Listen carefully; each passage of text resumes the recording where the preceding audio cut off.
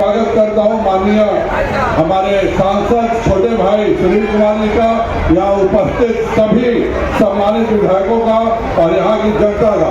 सबसे पहले तो मैं माननीय मंत्री जी को बहुत बहुत धन्यवाद और आभार प्रकट करता चाहता हूँ कि जितना इन्होंने स्कूल के लिए व्यक्तिगत चिंता की है उसके लिए मैं उनका सदैव आभारी रहूंगा और चंपारण की जनता सदैव आभारी रहेगी, क्योंकि हमारे 3 प्रखंड छोड़ करके सभी प्रखंडों के आने जाने का रास्ता यही है।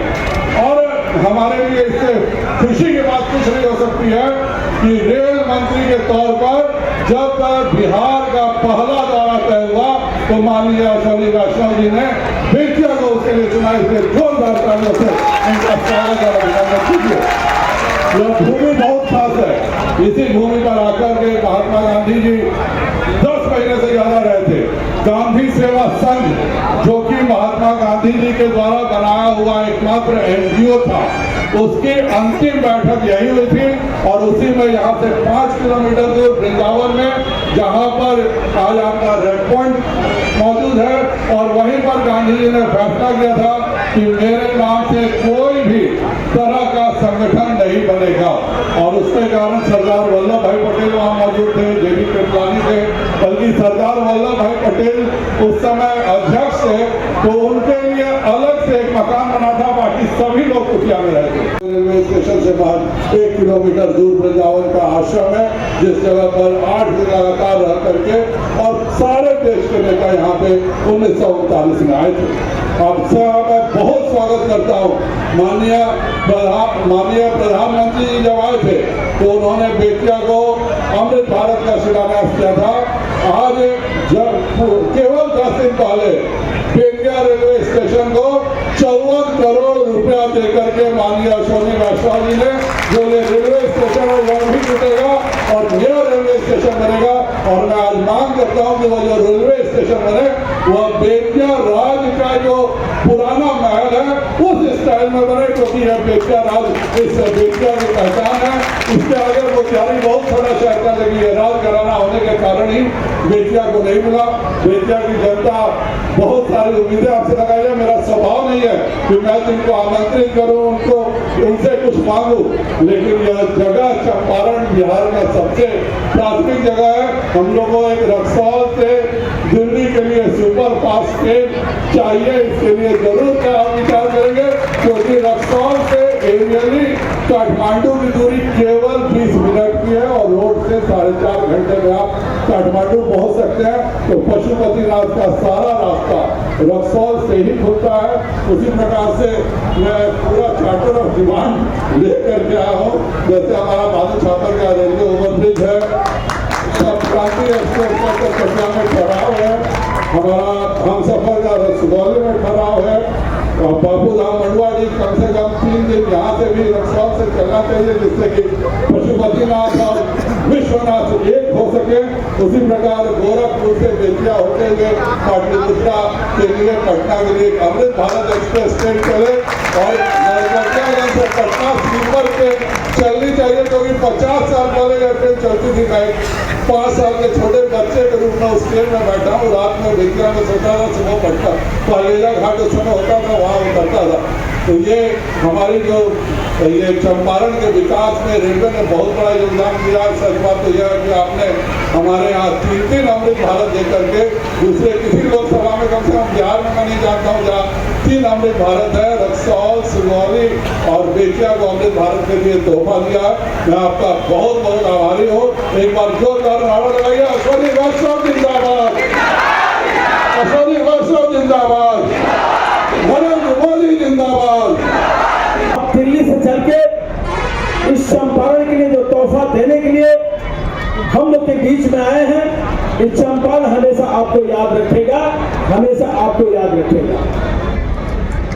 इस मंच पे उपस्थित हम लोग के बड़े भाई पश्चिमी चंपारण के सांसद डॉक्टर संजय जायसवाल जी, इस मंच पे उपस्थित पश्चिमी चंपारण के विधान परिषद के मेंबर, विधायकगण, रेलवे के पदाधिकारी, कर्मचारीगण, पत्रकार बंधु, चंपारण के कोने कोने से नौजवान साथी, मातृशक्ति, मैं सबको अभिनंदन और स्वागत करता हूँ। सत्याग्रह की भूमि से एक दिल्ली के लिए ट्रेन और एक पटना के लिए ट्रेन, बढ़िया क्लास का ट्रेन जिस दिन चलाइएगा, इस चंपारण की सत्याग्रह की धरती अपने आप में गौरव महसूस करेगा। मांगे बहुत है और आपने बहुत दिया भी है। नरकटियागंज से रक्सौल, नरकटियागंज से ठोरी, नरकटियागंज से पटना, नरकटियागंज से दिल्ली। आप जब वाल्मीकि नगर से चले हैं तब से हम लोग उस पर डिस्कस किए हैं। एक एक विषय मैंने बहुत बारीकी से रखा है और आपने सुना भी है और आप करने के लिए भी कहे हैं, इसलिए मैं बहुत कुछ नहीं कह सकता। आपको फिर से मैं इस धरती पे अभिनंदन और स्वागत करता हूँ। वाली बात, अब मजा आया। साथियों, पहले तो ये बताओ, ये अपना आरओबी बना, फ्लाईओवर बना, उससे खुश हो खुश? भाई किसने बनाया? शेर बोलम खाती आप आए, नजर को नजर मिल गई। आप आए, नजर से नजर मिल गई, दिल की दरिया को मधुरी लहर मिल गई। आप आए, नजर से नजर मिल गई, दिल की दरिया को मधुरी लहर मिल गई। है खुशी कितनी कैसे कहे आपसे, है खुशी कितनी कैसे कहे आपसे, मरने वालों को जैसे उम्र मिली।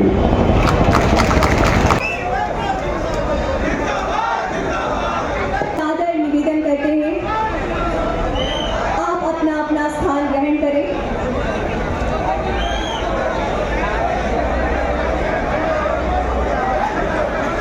हम आज इस कार्यक्रम के मुख्य अतिथि परम आदरणीय माननीय रेल मंत्री श्री अश्विनी वैष्णव जी का हारे यह स्मृति चिन्ह जिसमें वाल्मीकि का ये बात यहाँ की परंपरा को जीवंत करता हुआ आपका बहुत बहुत आभार व्यक्त करते हैं।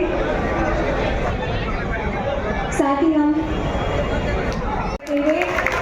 आपके स्थानीय जनप्रतिनिधि माननीय सांसद बेतिया श्री संजय जायसवाल जी का स्वागत।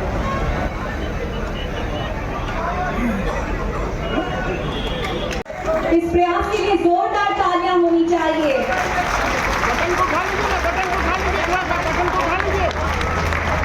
और रिमोट बटन दबाकर इस परियोजना की शुरुआत आप देख सकते हैं स्क्रीन पर। जोरदार तालियों से हम इस क्षण के साक्षी बने। बहुत बहुत आभार आपका माननीय मंत्री महोदय। हम हृदय से आभार व्यक्त करते हैं हमारे देश के यशस्वी बहुत बहुत धन्यवाद। मैंने कहा डॉक्टर साहब, ये अपन वादा लेके रखते हैं, ये फ्लाईओवर बनाएंगे और इस फ्लाईओवर के लिए मैं स्वयं आपके पास आऊंगा बेतिया और सर के मैं तहे दिल से आशीर्वाद देता हूं।